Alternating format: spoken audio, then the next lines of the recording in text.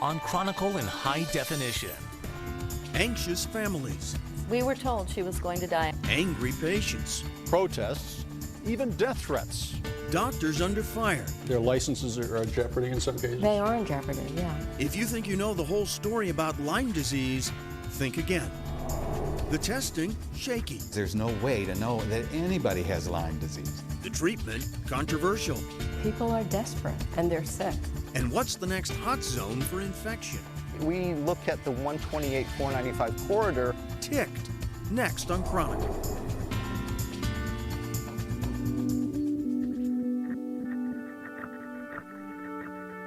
The diagnosis was grim, confirmed by 4 different neurologists at Boston's top hospitals. The cause of Susan Mercurio's numbness, pain, and tingling, multiple sclerosis. I went in for the MRI, first of the brain, where they found lesions in the brain. Still, Susan couldn't let go of her suspicion that she might have Lyme disease. After all, the Hamilton resident had been bitten by ticks, and once even had Lyme's distinctive bullseye rash. But doctors insisted that was impossible. Multiple Lyme tests said she didn't have the illness. Treatment for MS began. Her decline was swift. I lost my vision back in 2000. Susan was advised to start pricing wheelchairs and even had the dubious honor of finding herself a centerfold. Brigham and Women's Hospital opened a brand new MS center in Boston, and I just happened to make the centerfold. But something didn't sit right. Susan insisted on yet another Lyme test. This time, it came up positive. This MS poster woman didn't have MS at all. She started on simple antibiotics, the customary treatment for Lyme. Her symptoms began to disappear. Today, I really feel you have to be your own advocate, and I wouldn't be here today with a different diagnosis. I think that I would either be dead or I would be crippled in a wheelchair if I continued down that path. It was as baffling as it was heartbreaking. 9-year-old Meredith Lyon of Wenham was disappearing in front of her mother's eyes. She had psychosis, dementia, visual hallucinations. We were told she was going to die, and we were seeing rapid daily decline. By the time Kay Lyon's daughter was put in a locked ward, she was on a battery of powerful psychiatric drugs. Lithium, Tegretol, Risperdal, Klonopin. But Lyon had been reading up on Lyme disease and its effects on the brain. Even though her daughter's Lyme tests were negative, Lyon asked Meredith's doctors if antibiotics might be worth a shot. Every one of them refused. I was met with scorn, disdain. To find a doctor willing to even try antibiotics, Lyon had to travel out of state. The results were dramatic. It was as if she woke up from a coma. Misdiagnosis of Lyme disease, transmitted by the tiny deer tick, may be more common than many in the medical world would care to admit. A typical story is, I don't know what you have, but you don't have Lyme. Well, I think the doctor should stop with, I don't know what you have, because there's no way to know that anybody has Lyme disease. Just check in your mouth. Just say, Dr. Sam Donta believes Lyme can be hard to test because the bacteria have a unique ability to hide in the body. I think they have to be inside cells. The immune system can no longer get to them or see them. One-time head of the Lyme unit at Boston Medical Center, Donta thinks doctors put far too much faith in current tests, which have been shown to be inaccurate up to half the time.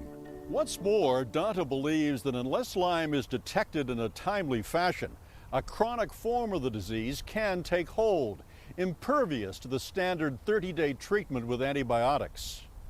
For this chronic form of Lyme, Donta's antibiotic treatment is open-ended. I tell patients we average 18 months of treatments to get them either all better or mostly better.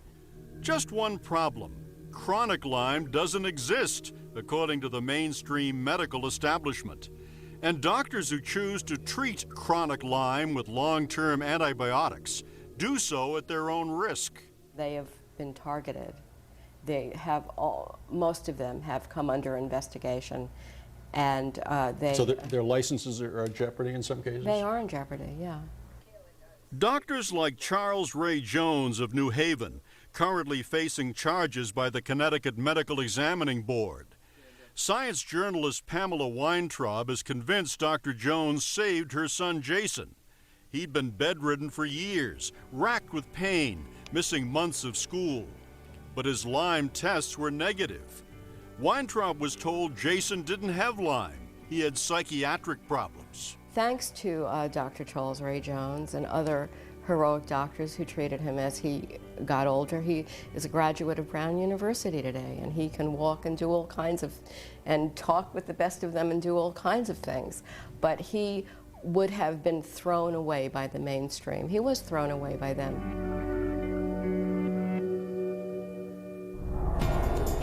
Coming up next, almost a half century with Lyme. All kinds of central nervous system vision problems, I've been blinded hundreds of times.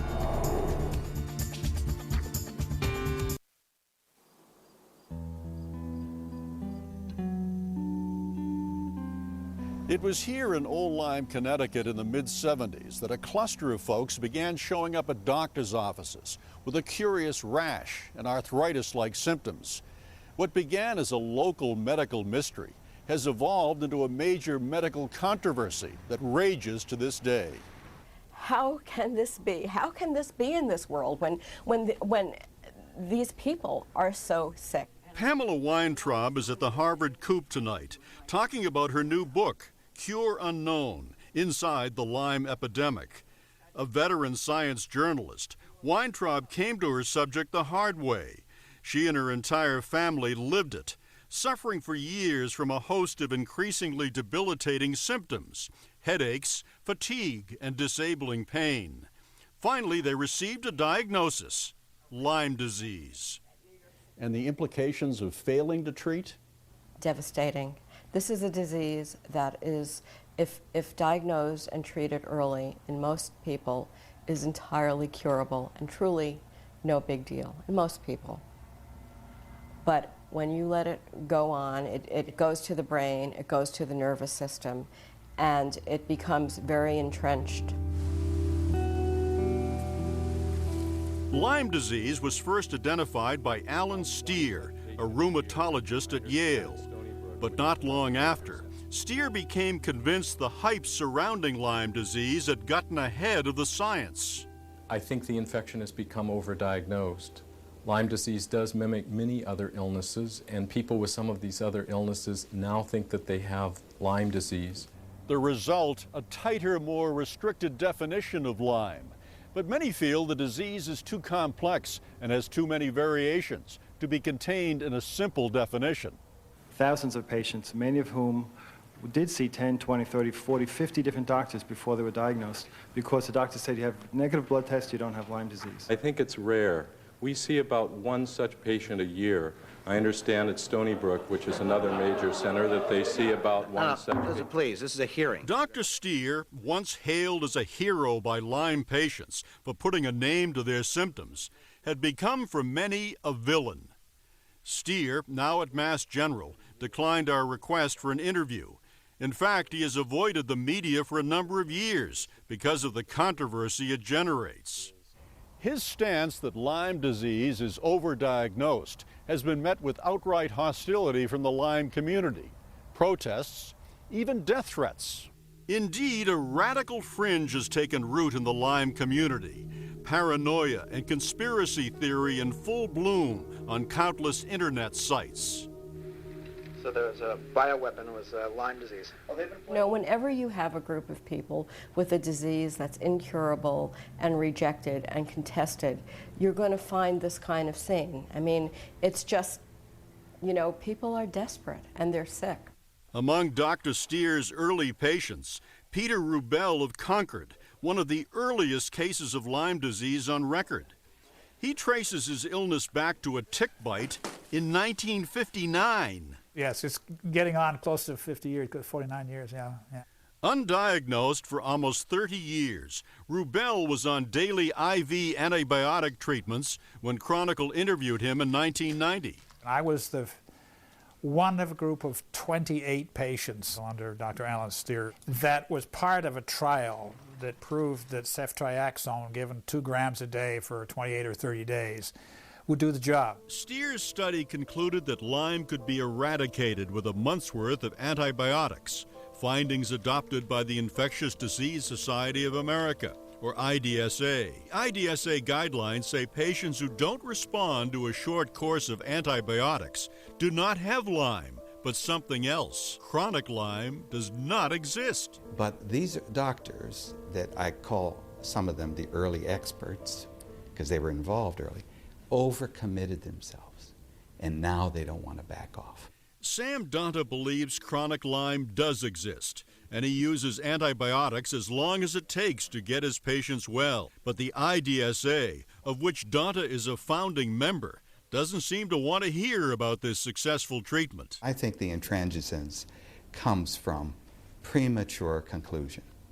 And now they've dug their heels in, and they don't want to back off. How embarrassing can it get to say, oh, I was wrong? As for Steer's patient, Peter Rubel, turns out the cure didn't take after all.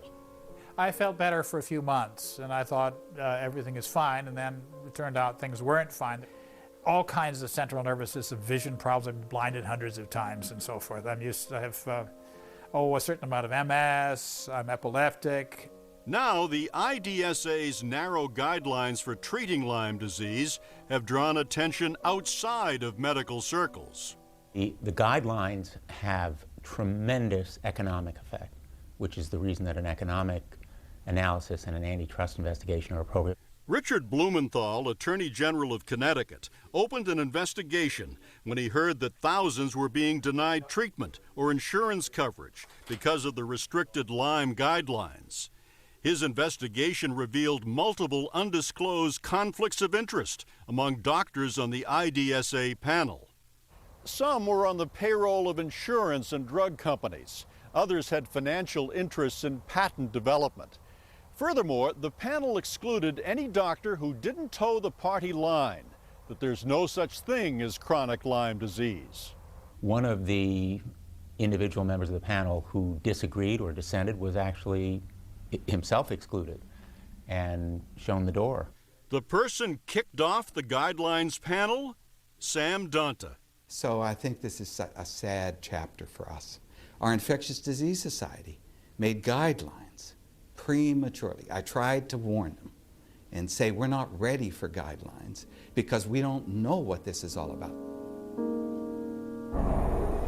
Coming up later, a warning for the 128 corridor. They will have as many cases per capita as Nantucket and Martha's Vineyard.